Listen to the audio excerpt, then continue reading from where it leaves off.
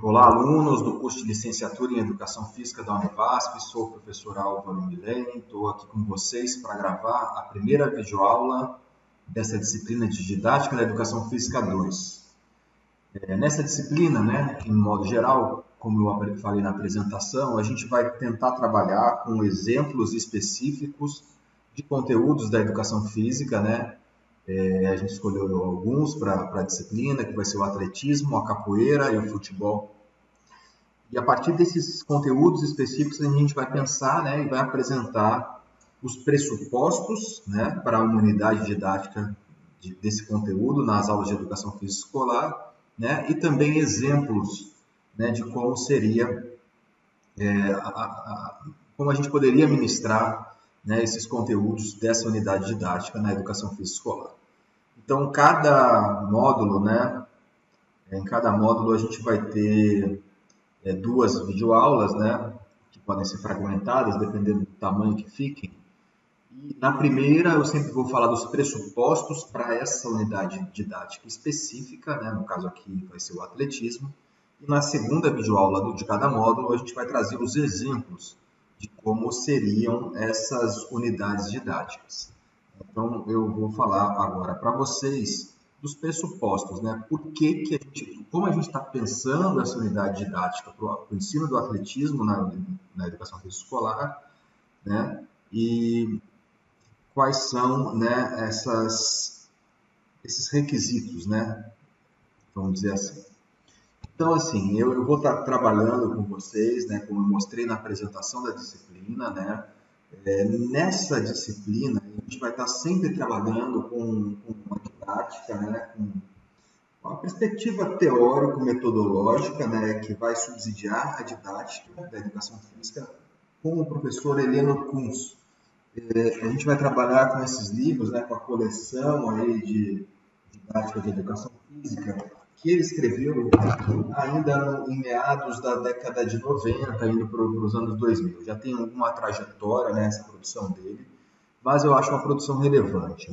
Pelo menos nesse momento, em Didática da Educação Física 2, a gente vai ficar, sobretudo, aí com as ideias do professor Heleno Kunz. Na Didática da Educação Física 3, eu ou um outro professor que vai trabalhar com vocês, a ideia é que trabalhe com pressupostos de outra abordagem da educação física, para que vocês conheçam. Então, aqui, a gente vai começar a falar de uma possibilidade da transformação didático-pedagógica para uma unidade didática de atletismo. Que transformação, que organização pedagógica, didática, a gente precisa ter para poder ensinar o atletismo na perspectiva que eu quero que vocês conheçam. Então, assim, basicamente, o primeiro ponto é esse, dos gestos padronizados e copiados do esporte competitivo para uma nova forma de ensinar o atletismo que dê conta de diferentes formas de se movimentar. Eu vou explicar isso para vocês. Então, essa perspectiva parte de uma proposta de transformar o ensino e a aprendizagem do atletismo na educação física escolar. Lembre-se que a gente está falando do ensino do atletismo na educação física escolar, não é o treinamento esportivo do atleta de atletismo. Como que a escola pode receber, através da disciplina de educação física, esse conteúdo que é o atletismo, nessa perspectiva. Então, nessa perspectiva, os gestos padronizados que são feitos no atletismo esportivo, que tem as formas corretas, mais eficientes de correr, e cada distância vai ter uma intensidade da corrida que tem a sua técnica própria. Os diferentes tipos de saltar têm suas técnicas estabelecidas para o salto em altura, para o salto com vara, para o salto em distância. Então, no atletismo existem padrões e técnicas para o melhor rendimento esportivo que são tradicionalmente utilizadas. Tanto para o correr, saltar, arremessar e lançar. Nessa perspectiva que a gente vai trabalhar aqui, esses padrões do atletismo copiados do esporte competitivo vão ser transformados. Nessa perspectiva, ela não vai trabalhar com esses padrões estabelecidos, com essas formas fechadas de se movimentar. Os movimentos, as técnicas fechadas do atletismo competitivo vão ser retrabalhadas né, e vão ser apresentadas sob diferentes formas de um se movimentar. Essa ideia do se movimentar, né, ela está aí destacada em negrito, não é à toa, né? Vou explicar para vocês. Então, assim, eu já falei lá na disciplina de antropologia, né, que eu dei para vocês, se não me engano, foi no primeiro semestre de vocês, ou se foi no segundo, né? Eu apresentei algumas teorias do movimento humano, e trabalhei com um autor, né, um sociólogo, que já, já morreu há muito tempo, né, mas ele escreveu as teorias do movimento humano, né, da cultura de movimento humano. Entendeu culturalmente o movimento humano, foi o Marcel Mauss, né, que trabalhou com a ideia de técnicas esportivas, técnicas corporais, que eu ensinei para vocês, isso lá naquele momento. O ser movimentar humano, então, é um ser movimentar, é um movimento humano, né, que tem necessariamente significado e sentido. Esse movimentar humano não é um movimentar padronizado, né? Toda vez que o ser humano se movimenta, esse movimento vai ter embutido com ele algum sentido, algum significado. O movimentar, por exemplo, quando a gente vai jogar o baba, né, o futebol no lazer e tal, esse jogo, né, esse movimento humano vai ter um significado, vão ter diversos significados, na verdade, né, sociais, embutidos nele. Se uma criança joga, se um homem adulto joga, se uma mulher joga futebol, né, carregam com eles, né, diferentes significados, a forma de relacionar com o movimento. Então, essa ideia de se movimentar, toda vez que eu falar para vocês aqui se movimentar, e vão estar em algumas vezes em negrito, a palavra vai estar em algumas vezes em negrito para destacar, né, eu estou falando isso porque eu estou frisando, eu estou chamando a atenção de vocês que eu estou falando do movimentar humano que tem significado. Não é só o movimento, não é só a técnica esportiva. É como o aluno, né, ou a aluna se relaciona, como eles veem aquele movimento e como eles entendem, como eles se percebem ali. Então, isso aí, essa ideia é importante. Né? Não é uma ideia simples, mas eu acho que vocês vão entender melhor com o transcorrer dos exemplos, né, e quando eu for falando sobre outros pressupostos. Então, correr, como disse, saltar, arremessar e lançar, passam a constituir um amplo campo de possibilidades para o se movimentar humano. Né? Correr, quando a gente vai estar falando de correr, né, na aula de educação física, no ensino do atletismo, né, não vai ser simplesmente o correr do atletismo da competição, né, 100 metros rasos, 200 metros rasos, 400 metros, né, corridas de revezamento, né, 800, 1.500, a maratona que for. Né.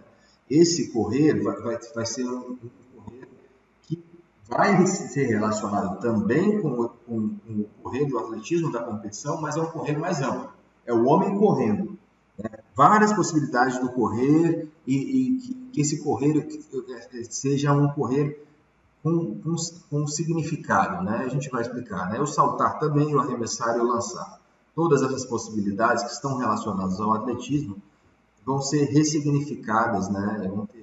A gente vai, na hora que for constituir, né, a organização da aula, vai oferecer, a gente vai dar os exemplos lá na frente para vocês verem como é, vai oferecer uma diversidade, né, uma grande diversidade de possibilidades para que esse ser movimentar humano possa ter diversos significados. Os alunos possam experimentar esses diversos significados. Então, continuando, né, nas ideias dos pressupostos, um outro pressuposto fundamental, né, é que o esporte passe por uma transformação didático-pedagógica. Né? O esporte, quando vai ser ensinado na educação física escolar, não é o mesmo esporte, né, que ele vai ser ensinado num clube, numa turma de treinamento esportivo, que o rendimento, que a otimização, né, do gesto esportivo, que o treinamento, né, que a gente consiga selecionar talentos esportivos, treinar para que eles se tornem atletas, né, competitivos, né, não é essa mesma perspectiva que a gente vai trabalhar na educação física escolar. Na educação física escolar, o exemplo que a gente vai dar aqui tem que passar por uma transformação didático-pedagógica. Né? Assim, o professor Heleno Kunz vai dizer que já falei isso para vocês, mas eu vou repetir, né, em outros momentos, em outras disciplinas, que o esporte de rendimento, né, ele tem seus códigos e valores, né? Tem algumas coisas, né, do esporte de rendimento que fazem ele ser o que ele é, né? Ou seja, quais são esses códigos e valores? Quais são essas coisas que definem o esporte de rendimento, né, no seu rendimento? São a competição, né? A competição é um dos grandes valores, né? Mas é uma competição levada ao limite, né? Uma competição exacerbada, né? O valor da competição é ultra importante, né? As comparações objetivas no esporte de rendimento sempre a gente vão ter os recordes, os tempos, os padrões, os índices. Então, assim, o rendimento esportivo vai ter que estar sempre sendo comparado, seja no momento da prova esportiva, né, naquele momento que ganha quem perde, primeiro, segundo, terceiro lugar, seja nos índices e nos recordes estabelecidos, né? Também vai ter como pressupostos a sobrepujança do outro, né? A gente tem que ultrapassá-lo, né? Vencer o companheiro, né? O adversário, para poder lograr êxito no esporte, né?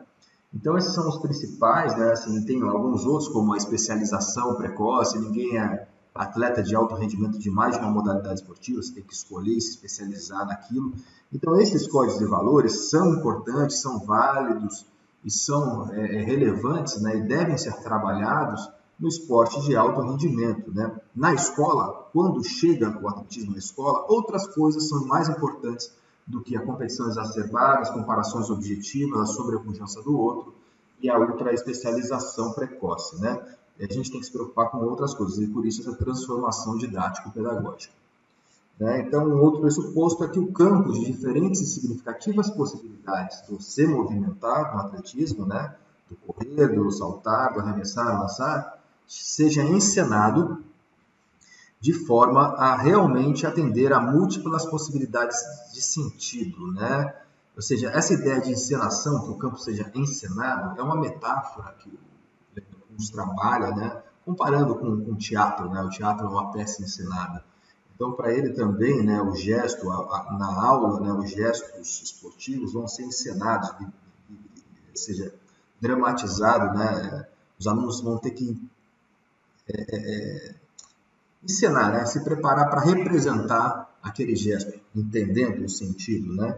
Então, assim, a gente tem que oferecer diferentes formas, diferentes possibilidades, né, desse se movimentar. Tem que diversificar ao máximo a oferta do tipo de movimento que vai ser oferecido para que essas encenações possam atender, né, múltiplas possibilidades de sentido. Se eu ensinar sempre a mesma forma de correr, né, geralmente o aluno vai ter os mesmos significados ou significados muito semelhantes. Então, ele não vai conseguir ampliar o leque, né, da forma com que ele vê, com que ele percebe, né, com que ele dá sentido aos se movimentar do atletismo, né, que são o correr, o saltar, o arremessar, o lançar.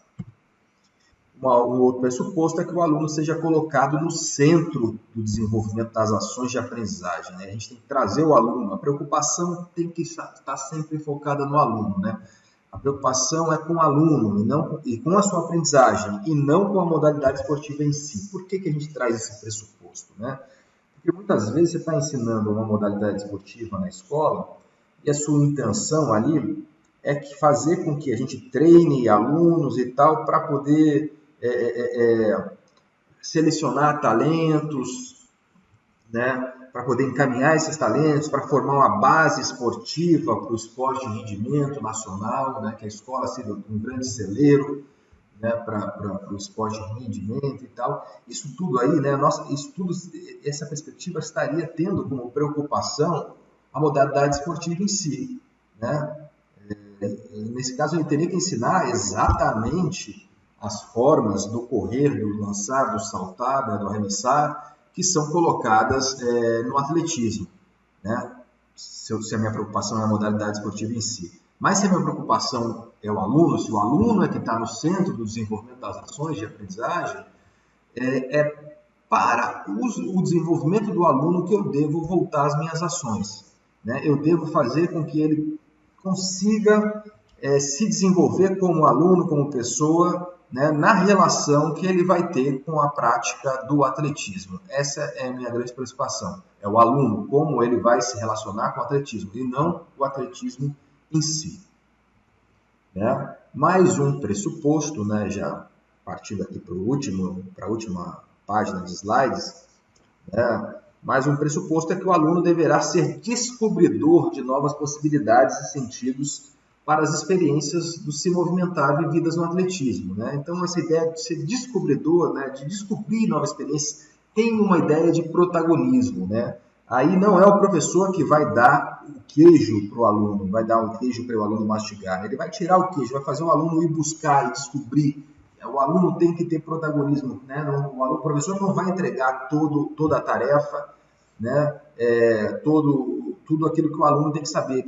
Ele vai trazer, né, provocações, vai mostrar, né, uma base para o aluno ter aquela base, né, do que é o atletismo, mas vai fazer com que o aluno construa, né, descubra novas possibilidades e sentidos, que não aqueles simplesmente que estão que o professor oferece. O aluno por si vai ter que buscar novas possibilidades. A gente vai mostrar isso, claro, né, na próxima aula e com os exemplos que eu vou trazer como ensinar o atletismo nessas perspectivas que eu estou oferecendo aí os pressupostos para vocês hoje.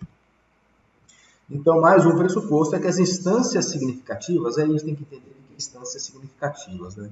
Instâncias significativas é como o professor vai organizar a aula, né? O professor vai organizar a aula, né, mostrando alguns cenários, né, dando algumas informações, dando algumas perguntas para os alunos irem buscar as respostas. Né? Ele vai montar esse cenário, vai montar a organização da aula em si, né? A gente está chamando aí de instâncias significativas. Então, as instâncias significativas devem oferecer abertura suficiente para diferentes orientações de sentido frente às atividades praticadas. Aqui eu estou retomando essa ideia, né?